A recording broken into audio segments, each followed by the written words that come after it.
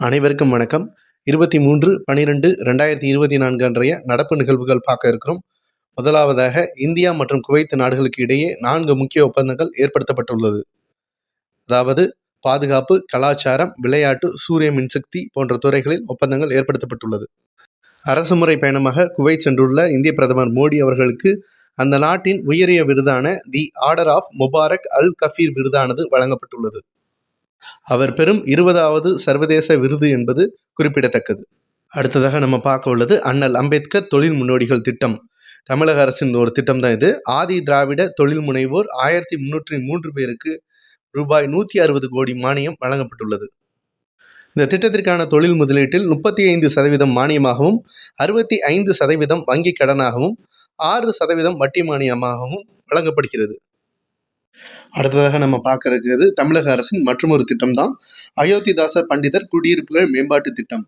அதாவது ஆதி திராவிட மக்கள் வாழும் குடியிருப்பு பகுதிகளில் உள்ள அடிப்படை வசதிகளை மேம்படுத்துவதற்காக உருவாக்கப்பட்ட திட்டம் தான் இந்த திட்டம். இந்த திட்டமானது 2023 தொடங்கப்பட்ட ஒரு திட்டம்.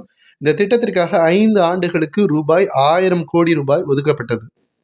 2023 மற்றும் 2024 நிதியாண்டில் ரூபாய் 200 கோடி நிதி ஒதுக்கீடு செய்யப்பட்டது. தற்போதைய நிதியாண்டில் ரூபாய் 230 கோடியானது ஒதுக்கீடு செய்யப்பட்டுள்ளது. அடுத்ததாக நம்ம பார்க்க உள்ளது தமிழக அரசின் மற்றும் ஒரு திட்டம் தொல்குடி திட்டம். பழங்குடியின மக்களின் வாழ்வாதாரத்தை மேம்படுத்துவதற்காக உருவாக்கப்பட்ட திட்டம் தான் இந்த திட்டம். அதாவது வீடற்ற பழங்குடியின மக்களுக்கு 750 வீடுகள் கட்டித்தருவதற்காக ரூபாய் 40.33 கோடி ஒதுக்கீடு செய்யப்பட்டுள்ளது. அடுத்ததாக நம்ம பார்க்க உள்ளது 2025 ஆண்டிற்கான உலக பொருளாதார உச்சி மாநாடானது சுவிட்சர்லாந்து நாட்டின் லாவோஸில் ஜனவரி 20 தொடங்கப்பட உள்ளது. இந்தியாவிலிருந்து 3 முதல்வர்கள் மற்றும் 100 சிஇஓக்கள் பங்கேற்க உள்ளனர். இந்த உச்சி மாநாட்டிற்கான கருப்பொருளானது நுண்ணறிவு யுகத்துக்கான ஒத்துழைப்பு. சுவிட்சர்லாந்தில் நடைபெறும் இந்த உலக பொருளாதார உச்சி மாநாட்டிற்கு இந்தியாவின் சார்பிலிருந்து மகாராஷ்டிராவின் முதல்வர் தேவேந்திர பட்னாவிஸ் அவர்களும், ஆந்திரா முதல்வர் சந்திரபாபு நாயுடு அவர்களும், தெலுங்கானா முதல்வர் ரேவந்த் ரெட்டி அவர்களும் கலந்து கொள்ள உள்ளனர். அடுத்ததாக நம்ம பார்க்க உள்ளது ஜிஎஸ்டியின் 55வது கூட்டமானது ராஜஸ்தான் மாநிலத்தில் ஜெய்சால்மரில் நடைபெற்றது. இதில் உணவுப் பொருளான பாப்கார்னிற்கு 3 வகையில் வரியானது விதிக்கப்படுகிறது. அதாவது உப்பு மற்றும் மசாலா சேர்க்கப்படாத பாப்கார்ன் பாக்கெட்டிற்கு 5%, உப்பு மற்றும் மசாலா சேர்க்கப்பட்ட பாக்கெட்டிற்கு 12% வரியும், அடுத்ததாக இனிப்பு சுவையூட்டப்பட்ட பாப்கார்னுக்கு 18% வரியும் நிர்ணயிக்கப்பட்டுள்ளது. அடுத்ததாக நம்ம பார்க்க உள்ளது சௌதரி சரண் சிங் விருது. இந்த விருதானது விவசாயத்துறைக்கு சிறந்த பங்களிப்பை ஆற்றியவர்களுக்கு வழங்கப்படுகிறது. இந்த விருதானது இந்தியாவின் தண்ணீர் மனிதர் என அழைக்கப்படும் ராஜேந்திர சிங்கிற்கு வழங்கப்பட்டுள்ளது. மேலும் இந்த விருதானது மூத்த பத்திரிகையாளர் நீரஜா சௌதரி என்பவருக்கும் வழங்கப்பட்டுள்ளது. மேலும் ஃபிரோஸ் ஹுசைன், பிரீத்தம் சிங் என்பவர்களுக்கும் இந்த விருதானது வழங்கப்பட்டுள்ளது. அடுத்ததாக நம்ம பார்க்க உள்ளது இந்தியாவின் மிக முக்கியமான திட்டம் ஸ்பேடெக்ஸ் திட்டம். அதாவது விண்வெளியில் விண்கலன்களை ஒருங்கிணைக்கும் திட்டம் தான் இந்த ஸ்பேடெக்ஸ் திட்டம் என்பது. இதன் அடிப்படையில் சேசர் மற்றும் டார்கெட் எனும் 2 விண்கலன்களை விண்ணிற்கு அனுப்ப உள்ளனர்.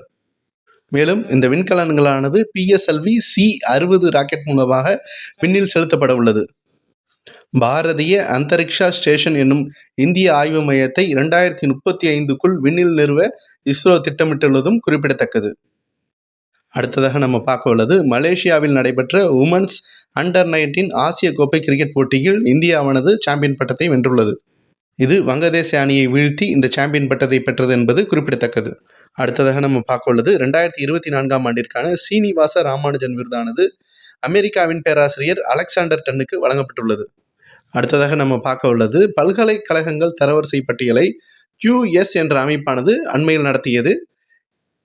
இதில் இந்திய அளவில் IIT டில்லியானது முதலிடம் பெற்றுள்ளது. மேலும் VIT பல்கலைக்கழகமானது இந்தியாவில் 8வது இடத்தை பிடித்துள்ளது. உலக அளவில் கனடாவின் டொரண்டோ பல்கலைக்கழகம் முதலிடம் பெற்றுள்ளது என்பது குறிப்பிடத்தக்கது. நன்றி.